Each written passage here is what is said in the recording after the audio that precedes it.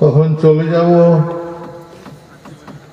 সংবাদ পেলে জানাজাতে আসে দোয়া করবেন আমার জন্য, না হলে এমনি দোয়া করেন। আমরা সকলেই মরে যাব, কুল্লু নাফসিন যায়কাতুল মাউত, প্রত্যেক আত্মাকে মৃত্যুর স্বাদ চাখতে হবে, সবাইকে মরতে হবে, ছোট হোক আর বড় হোক। আমি দোয়া করি আপনাদের যখন মরণ হবে তখন আপনারাও যেন ঈমানের উপর মরতে পারেন।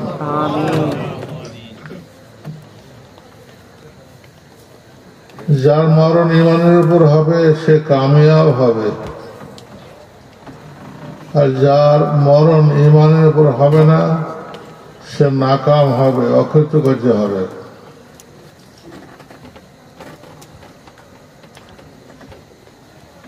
আমি 1990 সালে আপনাদের নওদাপাড়ায় আল মারকাজুল ইসলামিয়া সালাফি নওদাপাড়া প্রতিষ্ঠা করি। তাই সেই দিন থেকে আরম্ভ করে 2010 পর্যন্ত কি নয়ের কিছু অংশ পর্যন্ত তা পরিচালনা করি। এখন আমি ঘর থেকে বের হতে পারি না। আমি ছাত্র জীবন থেকে জামাতে নামাজ পড়তাম, আজান দিতাম নিজে, ইমামতি করতাম নিজে। আজ 10-11 বছর থেকে মসজিদে নামাজ পড়তে পারি না।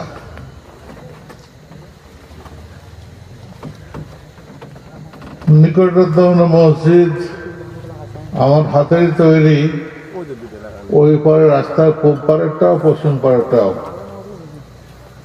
কিন্তু সেখানে আসার অধিকার আমার নাই।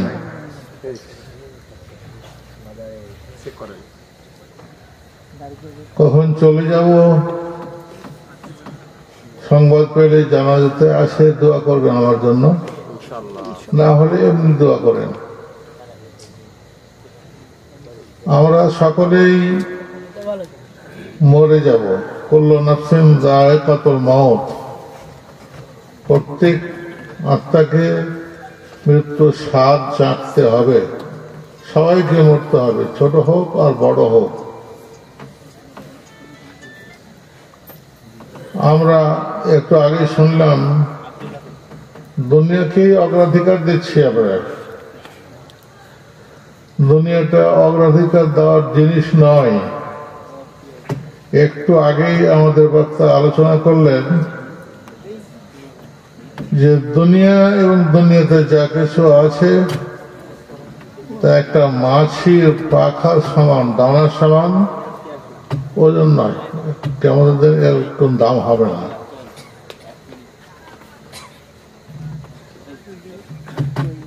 আরো আছে হাদিসে, দুনিয়া একটা নয়, দুটা দুনিয়ার ভর্তি মাল যদি দেওয়া হয় তো মানুষের মন ভর্তি হবে না, মন ভরবে না, আর একটা দুনিয়া ভর্তি করে দাও, তাই বলবে।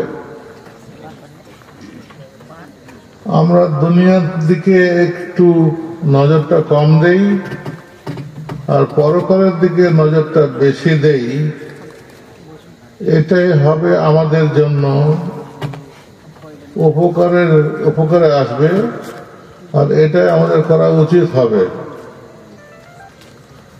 দুনিয়াটা অস্থায়ী আর পরকালটা স্থায়ী।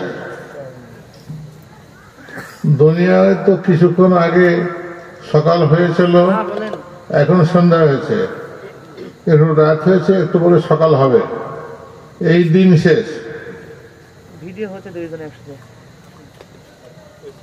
এরকম করে আমাদের জীবন পাড়ি দিচ্ছি আমরা, কিন্তু এর পরে যে দিনটা আসবে ওই দিনটা শেষ হবে না।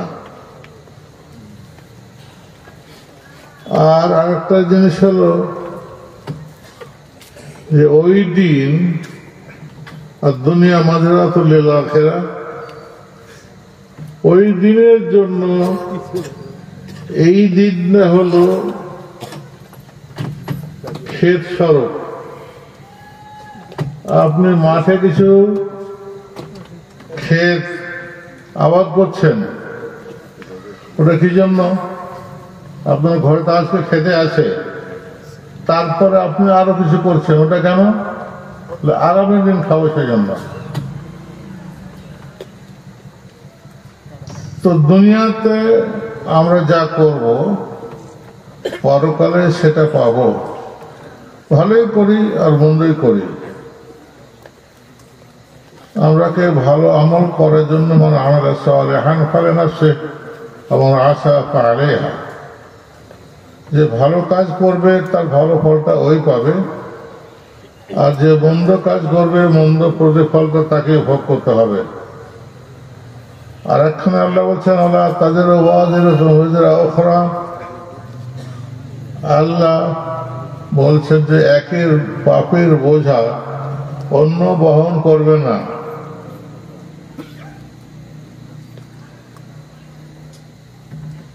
মানে আমার সালেহান ফলে নাফসে, যে ভালো কাজ করবে সে নিজের জন্য করবে।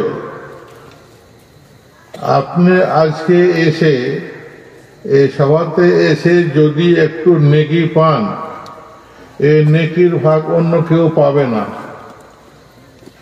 অন্য কাউকে আপনি ভাগ করে দিতে পারবেন না।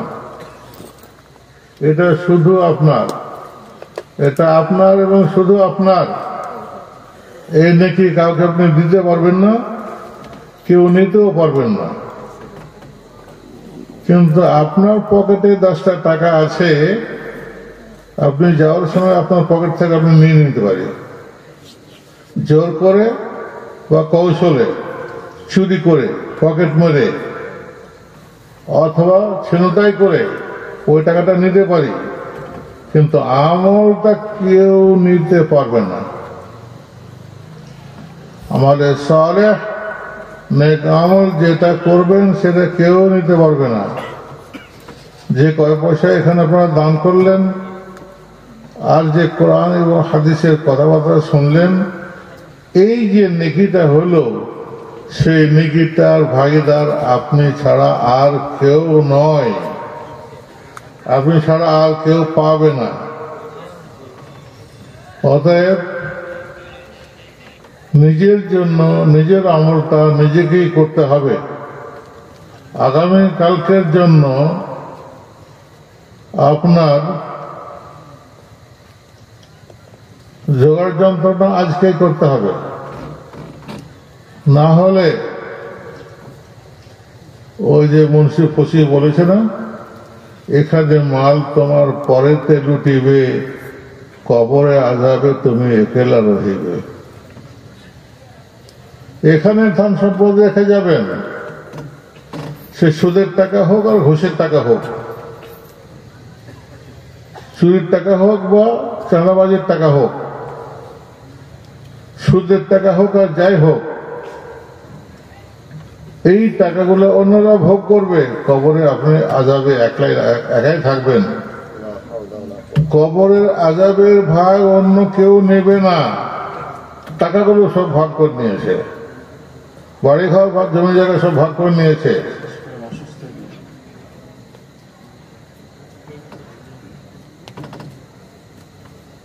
আমি বলার মতো আমার শক্তি এবং সাহস নাই, তারপরে ছেলেরা আমাকে একটু বেশি ভালোবাসে দেখে আমার যেন কষ্ট না হয়, তার দিকে ওদের বেশি লক্ষ্য আছে। ঠিক আছে, আমি 1989 সালের 1 ডিসেম্বর নওদাপাড়া মাদ্রাসায় ক্লাস শুরু করি এবং 2010 পর্যন্ত থাকি। আমাকে প্রায় লোকই চিনেন, নাম সবাই জানেন,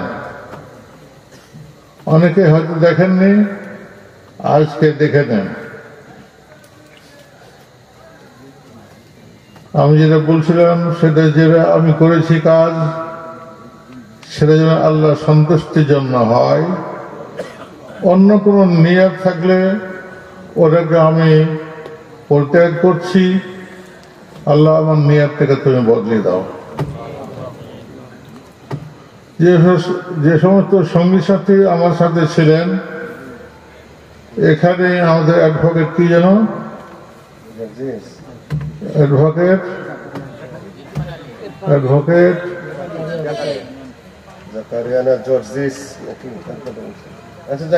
আমাদের এখানে অ্যাডভোকেট মফিজ ছিলেন, আরেকজন অ্যাডভোকেট ছিলেন, আর দেওয়ান মফিজ ছিলেন ওই পাড়ায়, কালো পাড়ায়। আর এখানে আমাদের ছিলেন হাফিজুদ্দিন সাহেব ছিলেন, আর রশিদুদ্দিন ছিলেন। আর সবচাইতে বেশি সহযোগিতা করতেন আমাকে আমার শ্যাম ভাই, শ্যাম মাস্টার। তারা কেউ নাই, চলে গেছেন। আল্লাহ সবাইকে যেন মাফ করেন। ওগুলো দূরের লোক, তারাকে সবাই চিনে না, যারা মরে গেছে বন্ধু বান্ধব সবকে মাফ করেন। তো এই সমস্ত সঙ্গী সাথে নিয়ে আমি মাদ্রাসাটায় পড়েছিলাম। তারা চলে গেছেন, আল্লাহ তাদেরকে জান্নাত নসিব করেন। আমিও চলে যাব, আল্লাহ পাক রব্বুল আলামিন যেন আমার উপর রহম করেন। আপনারা চলে যাবেন, আপনাদের উপর আল্লাহর রহমত বর্ষিত হোক। আমাদের পিতামাতা গুরুজন সব কবরে যারা শুয়ে আছেন, আল্লাহ পাক রব্বুল আলামিন তাদের উপর রহমত নাযিল করুন। এই যে মাদ্রাসা নিয়ে দৌড়াদৌড়ি করছে যে লোকটা, এটা আমার ছাত্র এবং আমার মেজ শ্বশুরের দ্বিতীয় পক্ষের মেজ ছেলে, আমার শ্যালক। সে অক্ষম, নাম আব্দুল মোনেম। তো সে যারা চেষ্টা করছে একটা মাদ্রাসা করার জন্য, আপনারা সহযোগিতা করবেন। আপনাদের সহযোগিতা আমাদের কাম্য, তারও কাম্য।